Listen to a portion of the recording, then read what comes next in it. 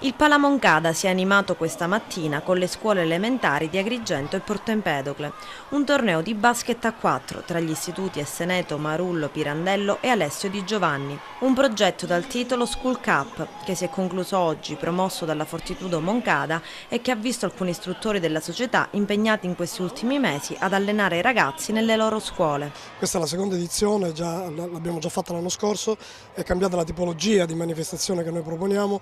L'anno scorso abbiamo inventato una manifestazione che si chiamava Luna Park del basket, quest'anno abbiamo accoppiato due eventi per noi importanti che sono da un lato la Fortitudo Moncada Agrigento School Cup, che avviene nel vero senso della parola in campo fra 4 rappresentative di 4 scuole elementari, 2 di Agrigento e 2 di Porto Empedocle, la Pirandello di Porto Empedocle, la Vivaldi di Porto Empedocle, Plesso Marullo, il Circolo Esseneto di Agrigento e il Quasimodo nel plesso dell'Alessio Di Giovanni di Villaseta, quindi di Agrigento, e poi sugli spalti il resto delle scolaresche che danno atto a una vera e propria competizione che ha come titolo fondamentale a scuola di tifo, perché anche quello è un aspetto che nel settore giovanile della Fortitudo Moncada Agrigento vuole curare nei minimi dettagli per creare quelli che saranno poi non solo i giocatori ma anche i tifosi di domani.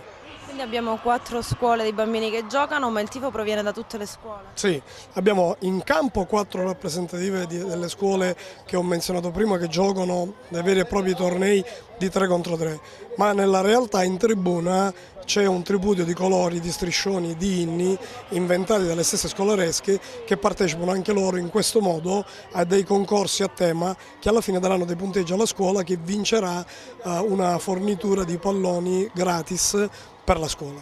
Tanto entusiasmo tra i ragazzi impegnati a giocare e a fare il tifo. Ciao, come ti chiami? Mabel, Tu? Silvia, Di che scuola sei? prima A, Quale istituto? Pirandello, E per quale squadra ti fate? Agrigento, E tu invece? Pirandello, Quindi tifi Agrigento? sì.